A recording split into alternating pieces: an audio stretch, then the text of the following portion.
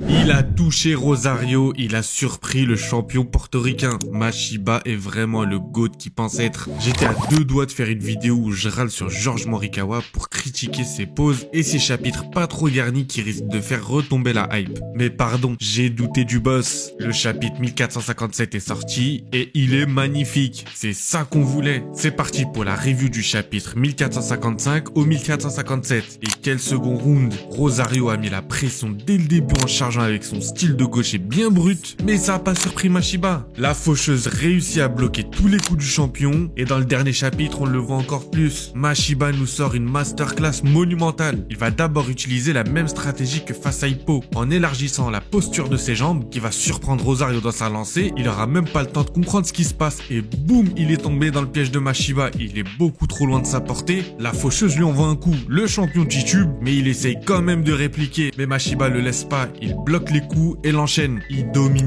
totalement Rosario. Ajoutez à ça qu'on voit tous les boxeurs présents dans la salle être contents par la prestation de Mashiba. Même Sawamura sourit. Tout ça accompagné par l'analyse de Miyata qui a tout compris comme d'habitude. Comme il l'a dit, c'est pas juste avec de l'entraînement qu'on peut s'adapter à un gaucher comme le champion portoricain. Il faut un partenaire sparring de qualité. Le coach de Rosario a aussi compris que Mashiba était pas du tout surpris par le style de son boxeur et que c'était pas la première fois qu'il fait face à un gaucher de cette qualité. Il a compris que quelqu'un d'autre maîtrisait ce style. Et encore une fois, Morikawa nous montre indirectement à quel point Hippo est devenu monstrueux. Je sais pas si vous réalisez, mais il a su apprendre le style du champion du monde en quelques jours et tenir tête à Mashiba. Et justement grâce à ça, la faucheuse nous sort une masterclass en étant à deux doigts de finir le champion avec une droite descendante monstrueuse. Oh là là, regardez-moi cette image, il est sombre Mashiba. Heureusement c'était la fin du round et l'arbitre l'a arrêté. Honnêtement ce chapitre il est incroyable. Mais ce qui m'a donné carrément des frissons, c'est la dernière page où Mashiba jette un regard à Hippo, comme pour lui dire t'as vu ça? Et Hippo qui lui répond avec un signe de la main pour lui dire bien joué. Ah non, c'est vraiment le meilleur manga sport. En tout cas, ce dernier chapitre est à la hauteur du combat. On a super bien mangé. Et vous, vous en avez pensé quoi? Donnez-moi votre retour pour ceux qui sont à jour. Je suis impatient d'en parler avec vous.